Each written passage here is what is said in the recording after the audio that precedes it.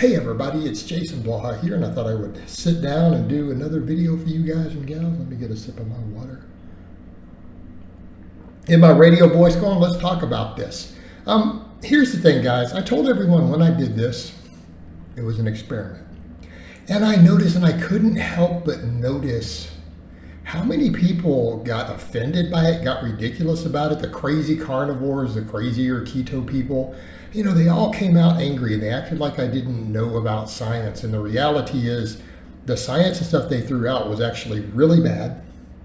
They displayed that they didn't know current science. They didn't know what was going on as far as global level research on health or anything else.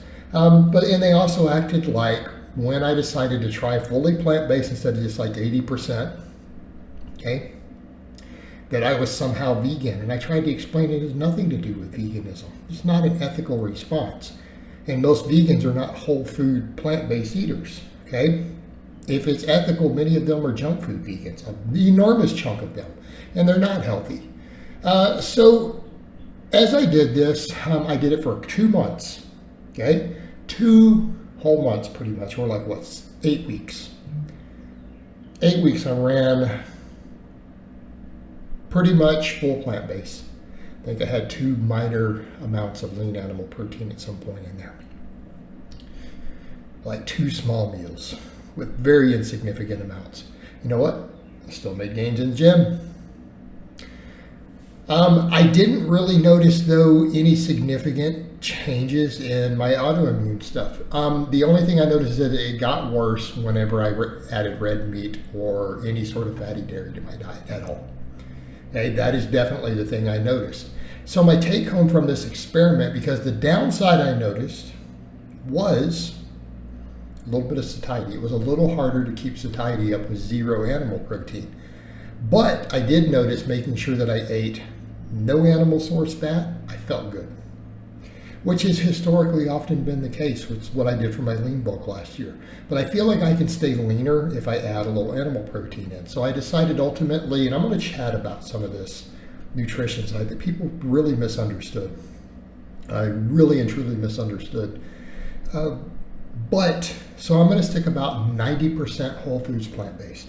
And I think that's a good approach. And here's what I would say to the people who choose to be strictly, purely plant-based or vegan or anything else. You should be encouraging that, right? Because this is people willing to meet you halfway and to say, look, I don't fully agree with what you're saying, but there's a degree of truth to it, and I will agree. And this is where we can make friends with people and get along when we say, I can agree that the overwhelming majority of people would do better to eat less animal foods, particularly animal fat. They would do better to eat more plants, okay? That is the sane medical scientific approach. It's what the majority of experts around the world agree upon. It is not a point of controversy, but people seem to ignore it for all sorts of strange ideological and dogmatic reasons. Okay. In my case, I started as of yesterday or so, or a day or 2 ago, adding some lean animal protein back in. That's it. Not for gym reasons, satiety, feeling like I can stay leaner when I do that. And I don't have an issue with it as long as my health is on point. That's the concern. So what are the take-homes with some of this that people miss? I had people who were writing crazy stuff like, because of what you're eating, and I'm showing them the stuff I'm buying, and they saw pictures of meals, you're going to be deficient in X, Y, and Z. And I'm like, did you run any of this stuff through like Chronometer? You clearly didn't. They would say, you're not getting enough zinc or iron or whatever. And I'm like, did you look at tofu? They argued about the protein quality. They argued about hormone levels. They didn't dig into the research. All that's been debunked. Soy is just as good as beef in terms of protein quality. They argued about the dietary fat. Has anyone researched this? Have you guys not been paying attention? A lot of the experts and best researchers are saying we don't necessarily need dietary EPA and DHA. We can convert it. People say, but it's such a low rate. Do you know why it's a low rate? Because you don't need much of it. The problem is you can't convert those back into the other things. There's like 6 different types of omega-3 fats. they have different purposes, and ALA has a lot of health benefits. It has a lot of health benefits, and you can't convert the EPA and DHA back into it. It makes sense for a significant chunk of your dietary fat to come from that. There are significant health benefits to soy. So as I made that change and I started messing with tofu, I'm like, you know what? I am going to continue to eat tofu. All right? I'm going to keep my animal fat nearly zero. Outside of a little bit of whey protein or some very lean chicken or turkey breast, that's going to be it. Okay? That's it. I do better on low animal fat. My blood work looks better. My inflammation is better. Full stop. The only thing they complained about they got right is the B12, but B12 is a super cheap supplement. Super cheap. Literally like $1 a month. One of the few things that's useful to them. That's such a bad argument because the other stuff is there. The best omega-3 fats and your essential fats are coming from plants.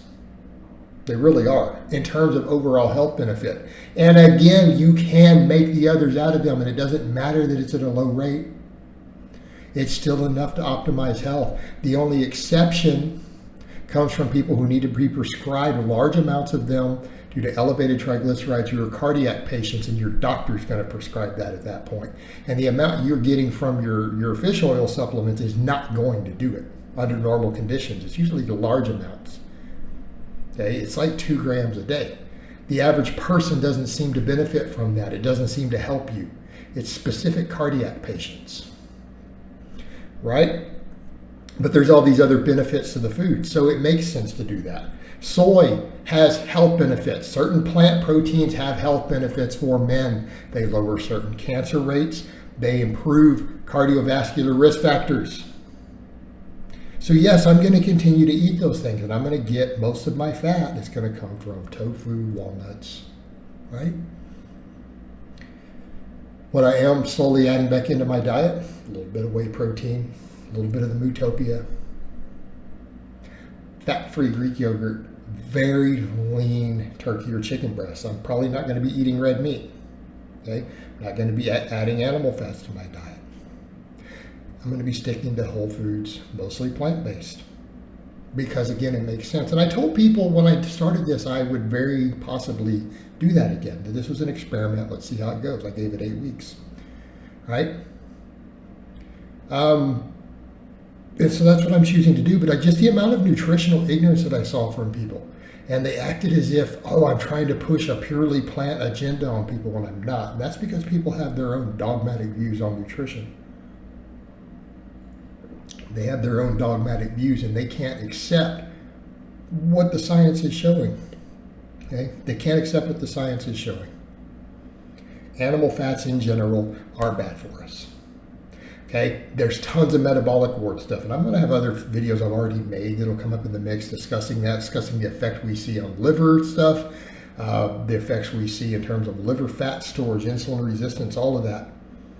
The studies, most of them, the only exception with red meat was a single meta-analysis funded by beef and pork industry saying, oh, there's no correlation between diabetes and red meat, when multiple large-scale studies, like one of them that came out from Harvard, looked at 20,000 people, or was it 200,000, and found that high amounts of red meat intake increased diabetes risk by 62% of developing type 2 diabetes. The data is there, people. The data is there. It's not what we should be eating. We do better in terms of our health. And naturalistic fallacies don't. It doesn't matter what Homo erectus ate. It doesn't matter what paleo man ate in whatever time. It's completely irrelevant. The idea that because something was a certain way in nature that's optimal is ludicrous. That is a fallacy. That is a logical fallacy. That's not how it works. Using that same logic, you should never take antibiotics, because infections are natural and good for you, and the antibiotics are man-made garbage. You should just not take them. That's the same level of logic. It's insane. It's insane. And the same people pushing butter and all this other nonsense. Look at the data on saturated fat. specifically in the metabolic ward, what we see in people, what we see in changes in their blood work immediately. Okay, the data is there.